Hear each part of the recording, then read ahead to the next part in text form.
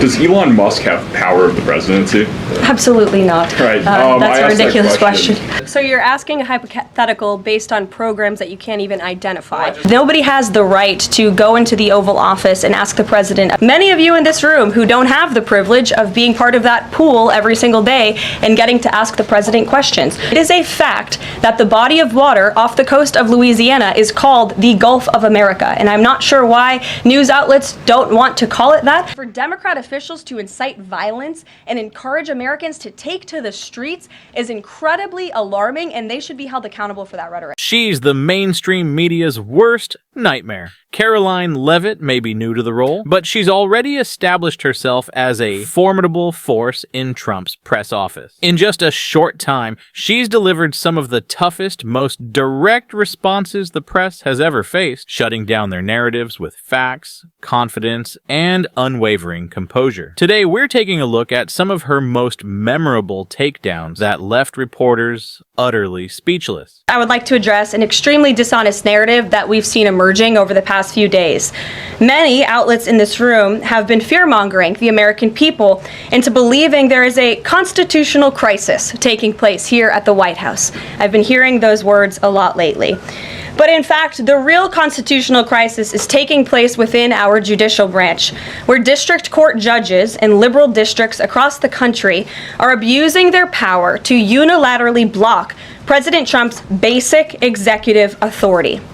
We believe these judges are acting as judicial activists rather than honest arbiters of the law. And they have issued at least 12 injunctions against this administration in the past 14 days, often without citing any evidence or grounds for their lawsuits.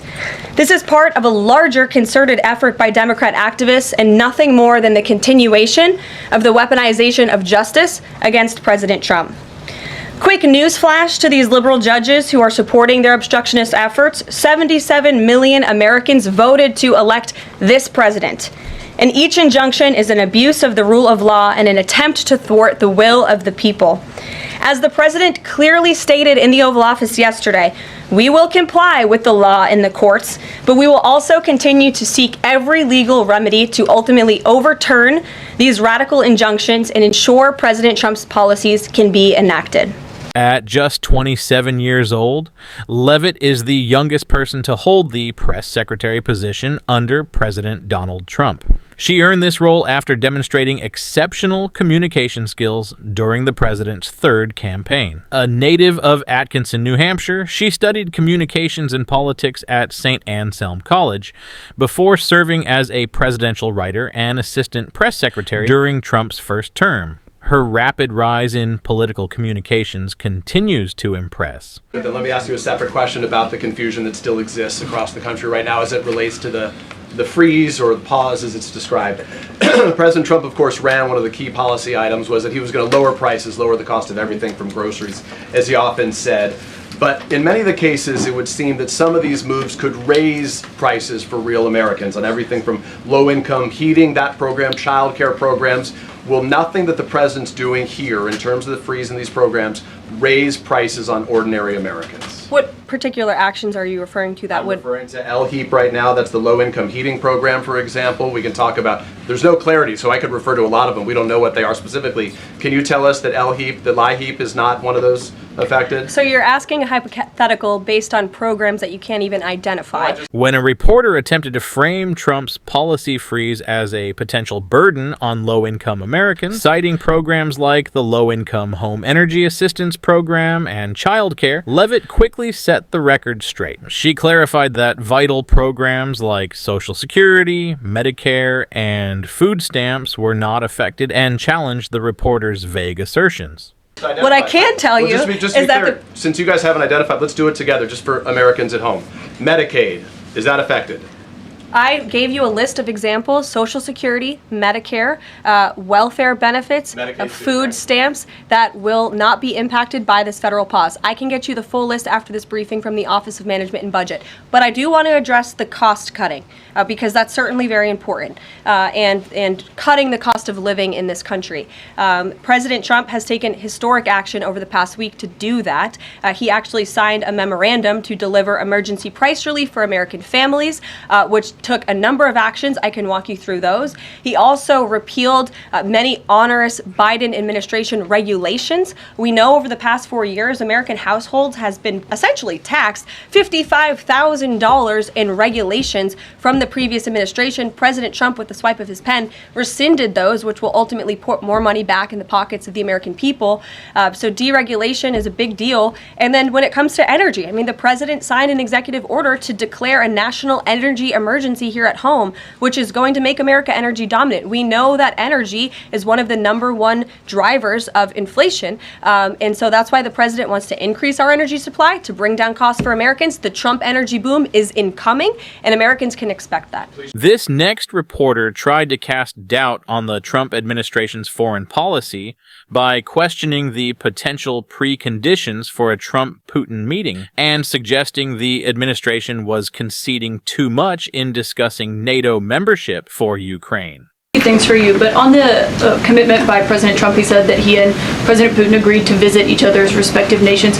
Are there any preconditions that President Trump has that President Putin must do before he goes and meets with him, withdrawing some forces, withdrawing all forces, anything like that? Not that I'm aware of. That doesn't mean they don't exist, but I was just talking with the president in our national security team. I wasn't made aware of any conditions, but if they exist, I'm happy to provide those. And on the president himself, he styles himself as this master negotiator.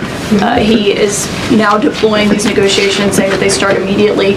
We did hear from the Defense Secretary, Pete Hegseth, today, saying that NATO membership is not realistic for Ukraine, and neither is returning to pre-2014 borders.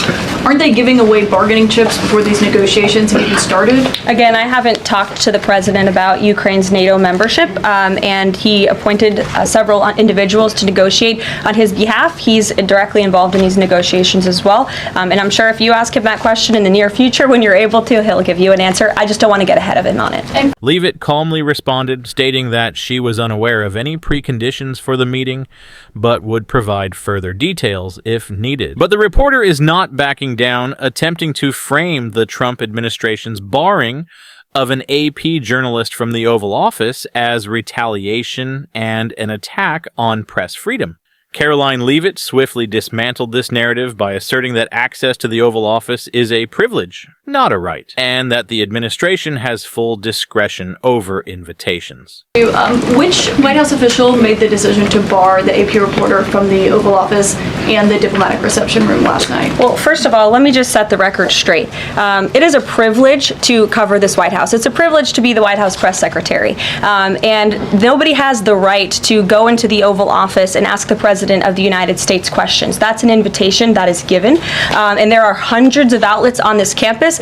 Many of you in this room who don't have the privilege of being part of that pool every single day and getting to ask the president questions. We reserve the right to decide who gets to go into the Oval Office, and you all have credentials to be here, including the Associated Press, who is in this briefing room today. When the reporter pressed further, Leavitt then turned the focus on media bias, emphasizing that the term Gulf of America had been officially recognized and calling out the press for pushing falsehoods. Her firm response not only dismissed the allegations of retaliation, but also exposed the media's selective outrage and misrepresentation of facts. But isn't it retaliatory in nature is the argument, because the reason that the AP was barred, which they said was because they're not using the phrase Gulf of America, they're using Gulf of Mexico in line with their standards. And so the question here is this setting a precedent that this White House will retaliate against reporters who don't use the language that you guys believe reporters should use? And how does that align with the First Amendment commitment that you were just talking about? I was very upfront in my briefing on day one that if we feel that there are lies being pushed by outlets in this room, we are going to hold those lies accountable. And it is a fact that the body of water off the coast of Louisiana is called the Gulf of America. And I'm not sure why news outlets don't want to call it that, but that is what it is. The Secretary of Interior has made that the official designation in the Geographical Identification Name Server. And Apple has recognized that. Google has recognized that. Pretty much every other outlet in this room has recognized that body of water as the Gulf of America. And it's very important to this administration that we get that right, not just for people here at home, but also for the rest of the world. Another reporter attempted to create a false equivalence between inflammatory rhetoric from Democratic lawmakers and any similar remarks from Republicans. Are any officials here preparing to fight Democratic lawmakers in the streets? Absolutely not. So some And of these, thanks for the question. some elected Democrats are so steamed about Doge. Congresswoman LaMonica McIver says we are at war. Ilhan Omar says we might actually see somebody get killed. And Chris Van Hollen says we have to fight this in the Congress. We have to fight this in the streets. So what now? And may I just point out, if you heard that type of violent, enticing rhetoric from our side of the aisle, from Republican leaders on Capitol Hill, I think there would be a lot more outrage in this room today. It's unacceptable, the comments that have been made by these Democrat leaders, and frankly, they don't even know what they're talking about. Because President Trump was elected with a mandate from the American people to make this government more efficient.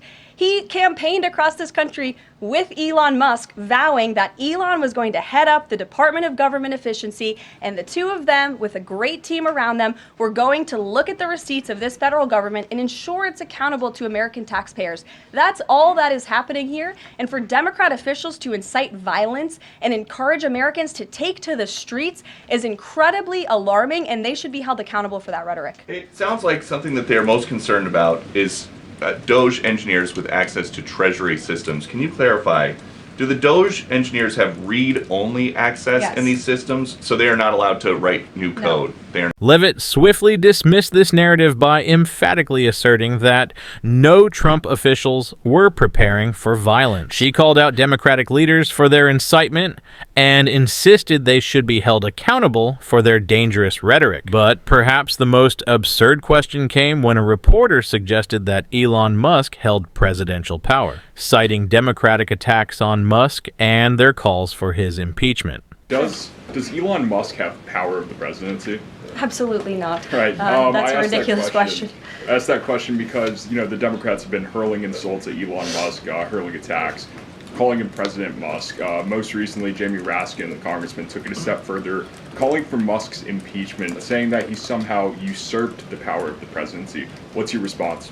It's utterly ridiculous. Elon Musk addressed this in the Oval Office yesterday. The president addressed it as well. Elon Musk is serving at the pleasure of the president, just like everybody else on this team. He takes directives directly from the president of the United States.